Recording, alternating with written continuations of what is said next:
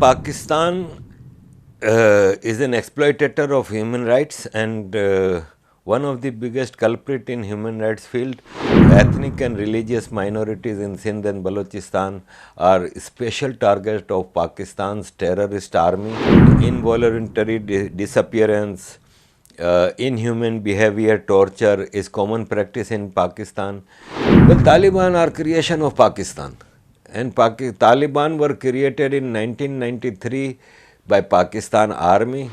Entire world was playing a negative role in Afghanistan, but there was one country which played very positive role in Afghanistan, that was India. India was training their civil service, police, making highways, hospitals, schools, and that too without giving any loan. It was a gift by Indian government to Afghanistan. So Pakistan is an exploitator of human rights and one of the biggest culprit in human rights field. Sindh, Balochistan are particular areas of concern for human rights activists. Ethnic and religious minorities in Sindh and Balochistan are special target of Pakistan's terrorist army, Punjabi army. And coming to the Balochistan, there are thousands of missing persons in Balochistan, extrajudicial killing, involuntary disappearance, inhuman behavior, torture is common practice in Pakistan. People get missed and the families are always looking for them, but then cannot find them at all. And there is no law prevailing in Balochistan and Sindh. Army's military rule is unofficially in Balochistan and Sindh. In Sindh also, the biggest issue in Sindh is religious minorities. About 1000 minority girls are kidnapped, raped, forcefully converted into Islam and then forcefully married to some older people. This is going on unnoticed. No international voice is raising this issue of inhuman behavior with minority girls in particular. And then in Sindh there are no civic facilities, because according to United Nations Human Rights Charter, civic facilities are basic human rights also. All civic facilities are provided in Punjab at the coast of Sindh and Balochistan resources. Punjab has no natural resources, but Sindh and Balochistan are richest provinces of Pakistan. 70% is to national exchequer is provided by Sindh, but yet there is no transport system in biggest city of Pakistan, Karachi, while Punjab has many cities have metro buses, metro trains, highways, all these things. So I think that Pakistan army is exploiting Sindh and Balochistan resources and human beings. How do you see Pakistan insulating Afghanistan recently? A change in its policy towards the Taliban. Well, Taliban are creation of Pakistan, and Taliban were created in 1993 by Pakistan army to take control of Afghanistan. And when 2001, 9/11, after 9/11 in 2001, America started a war in Afghanistan against Taliban.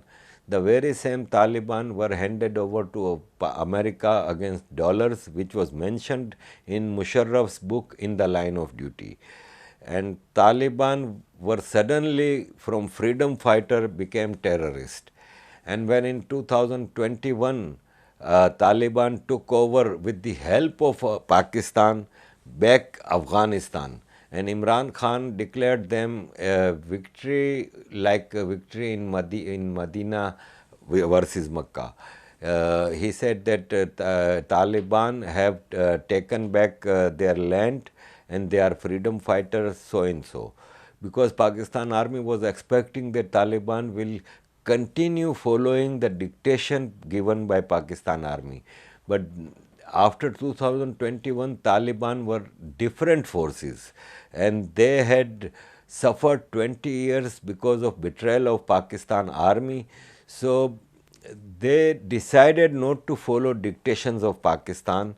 So now Pakistan considers Taliban as enemy of Pakistan, and Taliban are not ready to follow the dictation.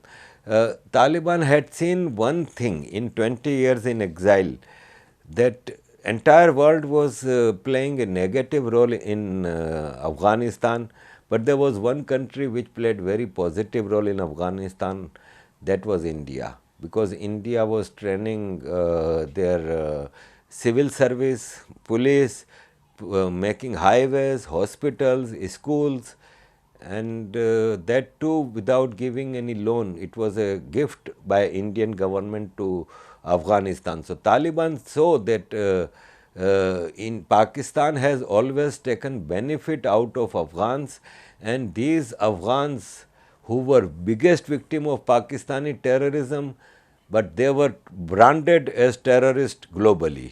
So they saw all these things, and they decided not to fall in the trap of Pakistan again, and that's why now Pakistan thinks that Taliban are traitors. Major attacks are happening in Pakistan recently that the targeting security forces. Your view on this? Pakistan army is taking lion's share from our budget.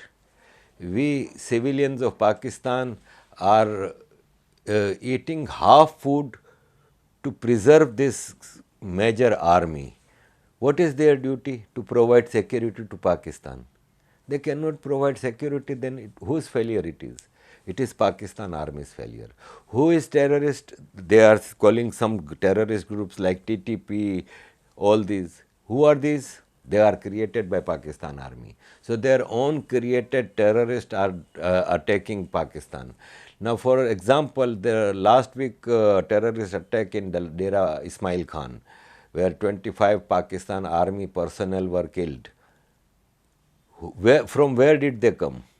They were within Pakistan. Pakistan is trying to portray that these are Afghans. They are not Afghans. They are Pakistani Pashtuns. Tehreek-e-Taliban Pakistan has not a single Afghani. They all are Pakistani, and they are created, nurtured and trained by Pakistan army. Today these TTP are not ready to follow dictation of Pakistan army. Taliban in Afghanistan had one motive, one agenda, bringing Sharia. So Tehreek-e-Taliban Pakistan is also asking for Sharia only. They say, today you bring Sharia in Pakistan, we will stop all our activities. So what's wrong? You trained them, you gave them Islamic extremist ideology. So now they are asking for the very same things that you were imposing in Afghanistan. So if Sharia is good for Afghanistan, why it is bad for Pakistan? This is the question TTP is asking. In my opinion, TTP is not terrorist. TTP are freedom fighters, and they are mujahids. How do you view India's Supreme Court verdict on Article 370 in Kashmir? Well, first of all, it is internal matter of India. No other country has right to speak about it. The unsolved, unresolved issue of Kashmir is only POK and Gilgit-Baltistan, because it is occupied by Pakistan. My view, and it is a legal view, that in 1947, when Kashmiri leadership asked standstill agreement with Pakistan and India, why Pakistan attacked Kashmir? When Pakistan attacked Kashmir, they were not mujahids, they were terrorists, because they were raping Kashmiri women. Kashmiri women were sold in bazaars of Rawalpindi and Peshawar by Pakistan's, they call it tribals, but half were Pakistan's regular army officers. At that time, the legal custodian of Jammu and Kashmir, state of Jammu and Kashmir, comprises of Jammu, Kashmir, Gilgit, Baltistan, Ladakh. The legal custodian Maharaja Hari Singh, with Muslim majority leader Sheikh Abdullah comes to New Delhi, did not go to Islamabad, at that time Karachi was capital, did not come to Karachi, went to New Delhi and requested Prime Minister Nehru that we want to have sign accession treaty. So, according to the Division of India Act, all the princely estates had right to sign accession treaty with one, either Pakistan or India. When legal custodian with Muslim majority leader signs an accession treaty with Bharat, entire state of Jammu, Kashmir, Gilgit, Baltistan, Ladakh becomes Bharat's part. So it is Bharat's part. Now Bharat Sarkar, Bharat's court makes a decision that is legal because it is made by Bharat Supreme Court. If anyone has objection, go to the courts. You cannot do anything because court is supreme in making verdict on law and legal affairs. So Article 370 is abrogation. I think it's 4 years now almost. Kashmir has changed. Last week somebody sent me a video of Srinagar and I had to watch that video 3-4 times to make sure that it is Srinagar, not Europe. So beautiful it is. Kashmiri economy is growing. Kashmir's biggest economy is based on tourism. There are 25 million tourists this year only, 2023, biggest in history of Kashmir. Kashmir's economy is apple, tourism, highways are built, new universities and colleges are built, tunnels are built. Kashmiri students are studying in entire Bharat's universities, South India, East India, West India. So Article 370 was a hindrance in the progress of Jammu and Kashmir. So even Kashmiris know that abrogation of Article 370 is a right step towards the development and progress and prosperity of Jammu and Kashmir. Now statehood or union territory, I think this is pure domestic affair and it should be solved very soon because Kashmir has faced very brutal Pakistan terrorism for decades. So now coming back to normality, it takes time. It's only 4 years. I am sure Indian government has plans to bring statehood again in Jammu and Kashmir and Ladakh and hopefully things will get much better. The only unresolved issue is the lands occupied by Pakistan and China because Aksai Chin and Shagram Valley which are occupied by China are also part of state of Jammu and Kashmir, parts of Bharat. Last question. Explain about present situation in POK and India's. That POK is its territory. Well, POK today, social media is a very big medium of awareness and people in POK, when they see the progress and prosperity in Union Territory of Jammu and Kashmir, they start thinking that we are also the same people. We were also once part of Kashmir. Why there is no prosperity in POK? Why there is no prosperity in Gilgit Baltistan? People of Kashmir, POK, they provide electricity to Punjab province of Pakistan. Yet they have 16 hours and 12 hours load shedding. They are paying biggest, most expensive electricity are provided to people of Jammu, POK, while they are the producer of the electricity. They are providing water to entire Pakistan, yet their women are walking miles to bring water at their home. Then biggest thing in human rights is your culture, your food, your dress, your language, your heritage, which is being killed in POK.